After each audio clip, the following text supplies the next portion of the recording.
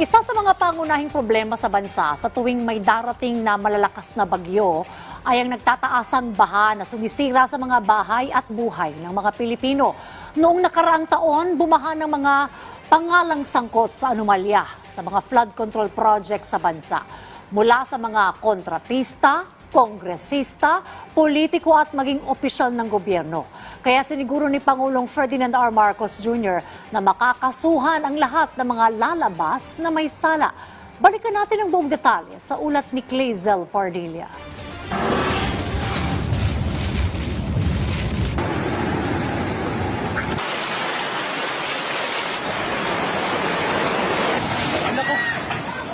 Malalakas, magkakasunod at mapaminsala ang mga bagyong tumama sa bansa nakaraang taon.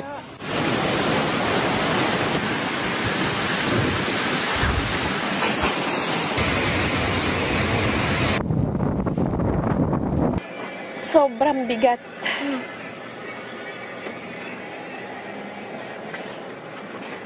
Sa hirap ng buhay.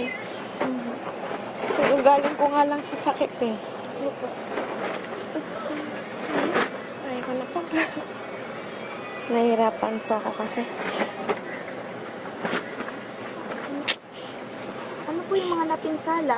Yung mga gamit nga po namin, yung ibang nagadala ng tubig. Nakagano na lang kami, tapos hanggang dito na yung tubig. Pero hindi lang pala matinding ulan at baha ang sanhi ng mga sakuna. Habang nalulunod ang marami sa ating mga kababayan, may ilang nagpapakasasa sa kaban ng bayan. Nag-inspeksyon ako sa naging epekto ng habagat ng bagyong Krising, Dante at Emong.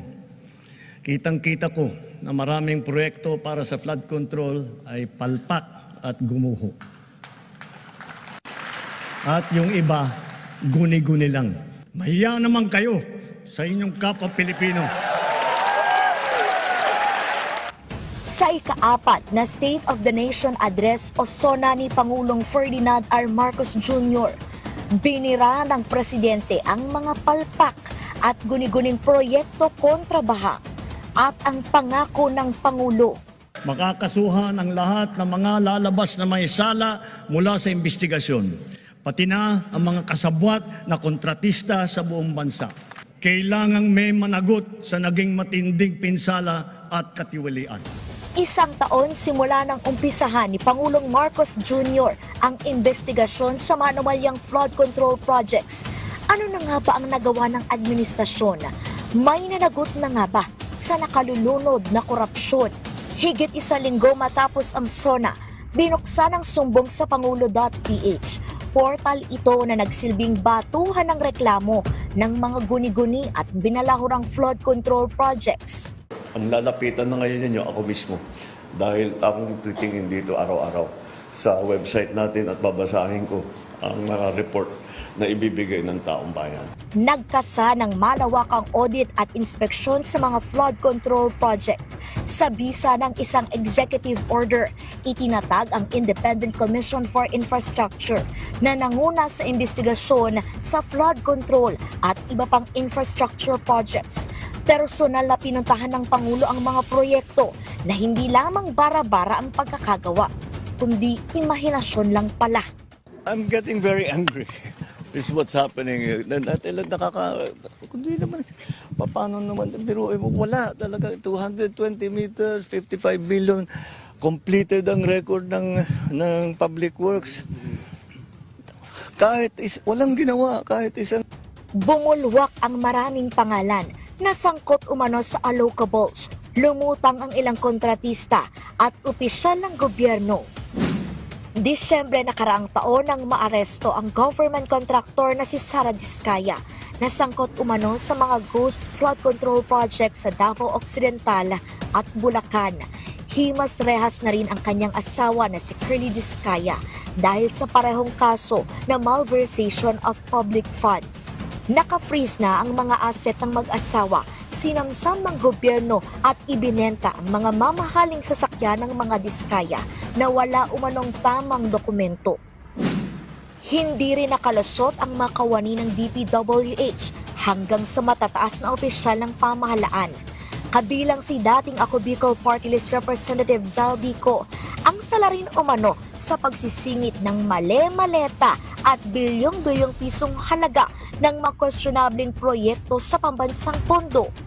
Nobyembre nakaraang taon, inilabas ng Sandigan Bayan ang warrant of arrest kay Ko dahil sa kasong plunder. Pero bago pa siya mahuli, tumakas na si Ko at nagtatago ngayon sa Europa. Patuloy na nakikipag-ugnayan ang gobyerno para mapauwi si Ko na itinuturing ngayong pugante. Isinailalim naman sa freeze at seizure order ang mga ari-arian ng dating mambabatas, kabilang ang ilang eroplano at helicopter na nakapangalan sa mga kumpanyang pag-aari ni Ko.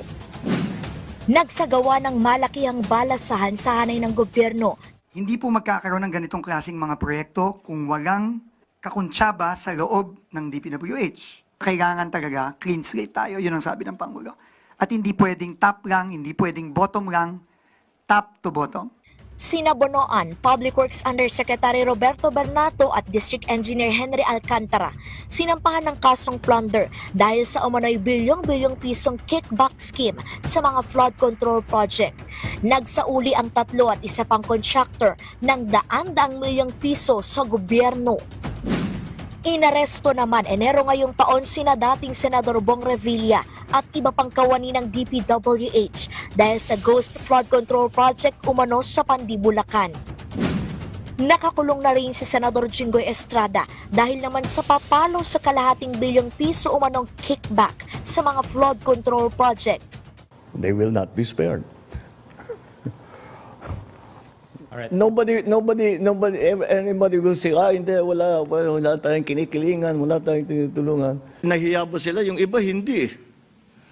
Akala nila, karapatan nila yung gagawin na ganun eh. Wala kaming ginagawang mali. Ganyan talaga patakbo rito. And that's the hardest part to change. That's the hardest part to change. The culture. Hindi pa raw tapos ang administrasyon sa paghabol sa mga nasa likod ng mga kinurap na flood control project. Pero aminado si Pangulong Ferdinand R. Marcos Jr., habang lumalalim ang investigasyon, mas marami pang sumasambulat na impormasyon. Ang pagpapakulong sa mga nasa likod ng mga kinurakot na flood control project, hindi lamang usapin ng pananagutan.